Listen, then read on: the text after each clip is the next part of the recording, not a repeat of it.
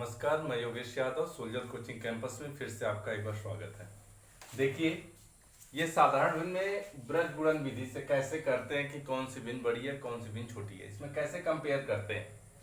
तो हम क्या करते हैं, मान लीजिए दो भिन्न या दो से अधिक भिन्न दिया हो, हमें कंपेयर करना हो कि भाई देखिए ब्रज गुणनखंड विधि द्वारा हमको अगर करना हो कि कौन सी भिन्न बड़ी है कौन सी छोटी है, तो हम क्या करते हैं, सर्वप्रथम ब्रज गुणनखंड विधि में दो भिन्नों को पकड़ लेते हैं और दोनों भिन्नों का आपस में तिर्यक का गुणा कर लेते हैं। तिर्यक का गुणा करने के बाद ये देखते हैं कि कौन बढ़ा रहा है।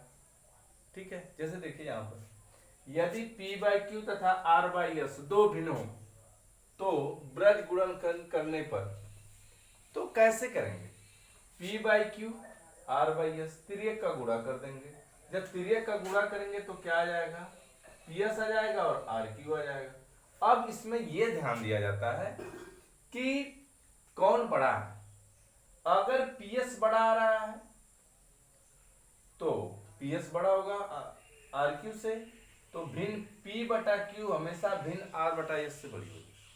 ठीक है, दूसरी बात ये कि यदि PS छोटा होगा RQ से तो भिन्न P/Q भिन्न R/S से क्या होगा, बड़ा होगा। तो कहने का मतलब क्या आपको ध्यान देना है, फिर से एक बार ध्यान दीजिए। यदि दो भिन्नों का कंपेयर करना हो कि कौन सी भिन्न बड़ी है कौन सी भिन्न छोटी है, दो से अधिक भी हो तो कर सकते हैं, जैसे हम एग्जांपल आपको दिखाएंगे। तो कहने का मतलब क्या है, P/Q तथा R/S दो भिन्न हो तो ब्रज गुणन करने पर P/Q R/S, तो हम क्या करते हैं, तिर्यक का गुणा कर लेते हैं। P में S का, R में Q का गुणा कर लेते हैं। अब तुलना करते हैं कौन बढ़ा रहा है, ये वाला मान बढ़ा रहा है या ये वाला मान बढ़ा रहा है। अगर ये वाला मान बढ़ा रहा है तो ये वाली बड़ी हो जाएगी, ये वाला मान बढ़ाएगा तो ये भिन्न बड़ी हो जाएगी। यही ध्यान देना है। जैसे आप देख लीजिए, यदि PS जो है RQ से बड़ा होगा तो P/Q सदैव R/S से बड़ा होगा। दूसरी बात, यदि PS छोटा होगा RQ से तो P/Q हमेशा छोटी होगी R/S से। जैसे एग्जांपल देखिए, हम दो भिन्न पहले पकड़ लेते हैं, किसी दो को पकड़ लेते, मान लीजिए पहले और दूसरे को पकड़ लिए, 2/15 तिर्यक का गुणा कर लेते हैं। गुणा करेंगे, परतिया 45 आ जाएगा और 13 दूना 26 आ जाएगा। तो अब बताइए, ये वाली बड़ी हो गई तो ये वाली बड़ी हो गई। ठीक है, तो इन दोनों में यदि कंपेयर करना हो तो ये भिन्न क्या हो गई, बड़ी हो गई, ये भिन्न क्या हो गई, छोटी हो गई। लेकिन हमें एक और भिन्न दिया है, तब इसके लिए हम क्या करेंगे, बड़े वाले मान को पकड़ लेंगे। बड़े वाले भिन्न वाले मान को मतलब 3/13 हो गया।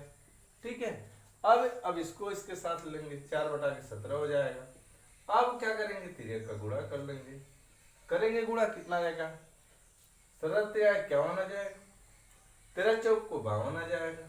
तो अब 52 बड़ा है 51 से, अर्थात 4/17 जो क्या होगा, बड़ा होगा किससे, 3/13 से। अब 3/13 किससे बड़ी है, 2/15 से। अर्थात सबसे बड़ी भिन्न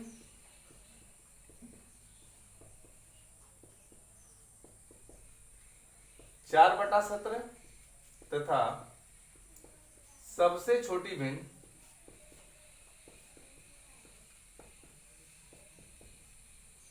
2/15। यदि ने इसमें और प्रश्न कैसे पूछता है, ये ध्यान, आरोही क्रम में लिखना, अवरोही क्रम में लिखना। आरोही क्या होता है, अवरोही क्या होता है।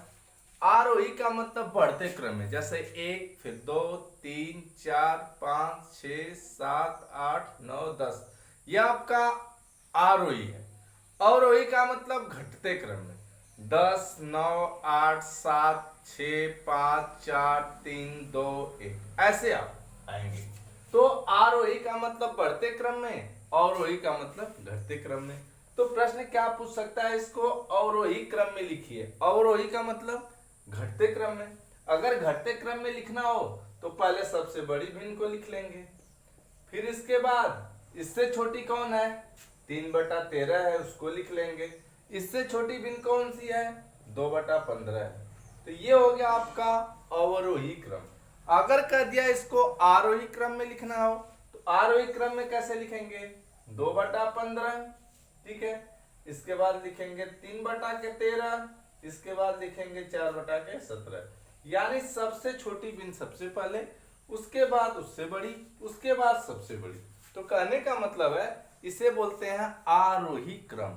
फिर से ध्यान दीजिए एग्जाम्पल पर। अच्छा एग्जाम्पल है 3/13, 2/15 एवं 4/17 में बड़ा भिन्न कौन सा है।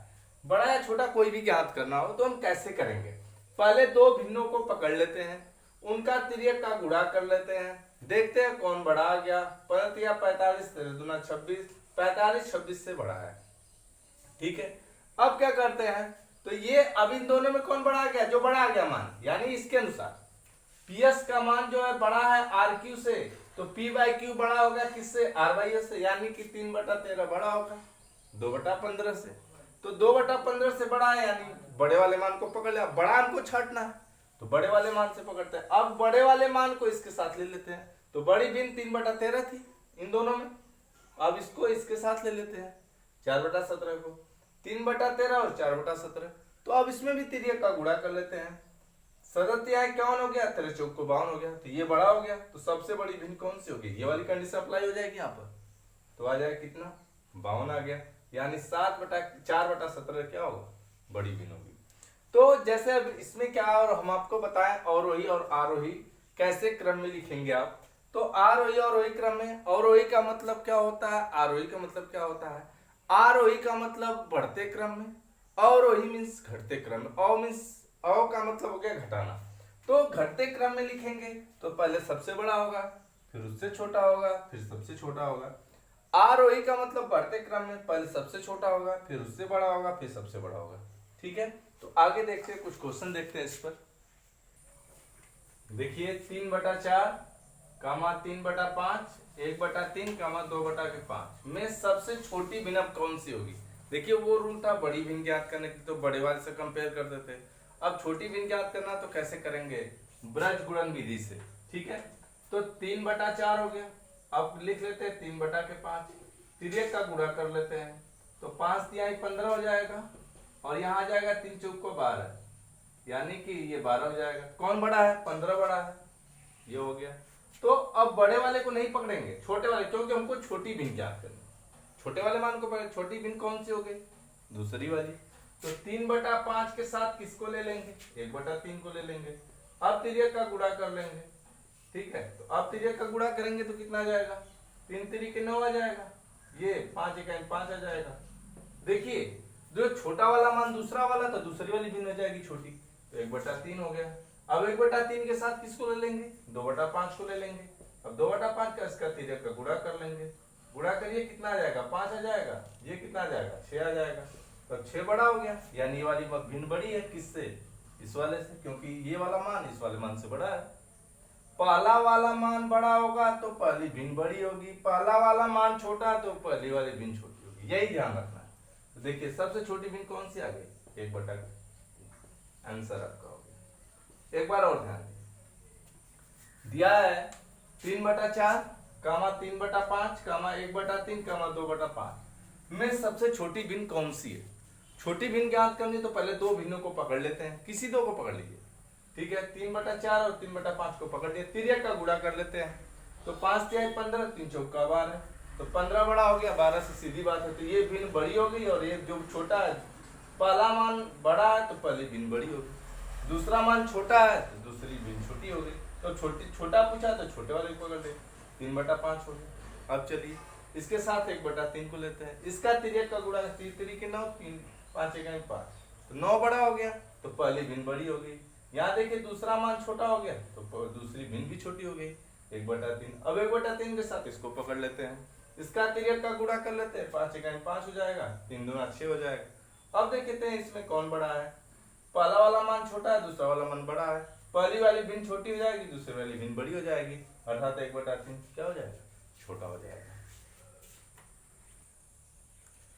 देखिए कुछ प्रतियोगी परीक्षाओं में पूछे हुए प्रश्न, ठीक है, जैसे 2 प्रश्न हमने ले लिया है, ध्यान दीजिए। निम्न में से कौन बढ़ते हुए सही क्रम में है, यानी कहने का मतलब क्या है, इन भिन्नों में सही क्रम क्या है, कैसे पहचानेंगे। तो हम किसी ऑप्शन को पकड़ लेते हैं, मान लीजिए इन्हीं दोनों को पकड़ लेते हैं, तो आ गया 5/7, ठीक, और 9/11 गुणा कर लेते हैं, तो जब गुणा करेंगे तो क्या आ जाएगा, तो आ जाएगा 11 पचे 55 आ जाएगा, ठीक है। और ये आ जाएगा 63 आ जाएगा, तो 63 बड़ा हो गया 55 से। तो कहने का मतलब ये भिन्न इससे क्या हो गई, बड़ी हो गई, तो ये भिन्न बड़ी हो जाएगी, ये भिन्न इससे क्या हो जाएगी, छोटी हो जाएगी। अब चलिए बड़ी वाली भिन्न को पकड़ लेते हैं, 9/11। अब ले लेते हैं एक भिन्न और है, 7/8। इनका तिर्यक का गुणा कर लेते हैं, 9×8 72 आ गया, ये आ गया 77 आ गया। कौन बड़ा है, ये बड़ा है, यानी सबसे बड़ी भिन्न ये हो गई, उसके बाद ये हो गई, उसके बाद ये हो गई, यानी सबसे छोटी उससे बड़ी सबसे बड़ी, यानी सबसे छोटी उससे बड़ी सबसे बड़ी। तो ऑप्शन नंबर ए आपका क्या हो जाएगा, सही हो जाएगा, ठीक है। आइए दूसरा प्रश्न देखते हैं। दूसरा प्रश्न क्या है, दिया है 2/5, 2/3, 3/4, 4/5, 5/6 भिन्नों में से बृहत्तम एवं क्षुद्रतम के बीच का अंतर क्या, यानी सबसे बड़े भिन्न और सबसे छोटे भिन्न के बीच का अंतर क्या होगा।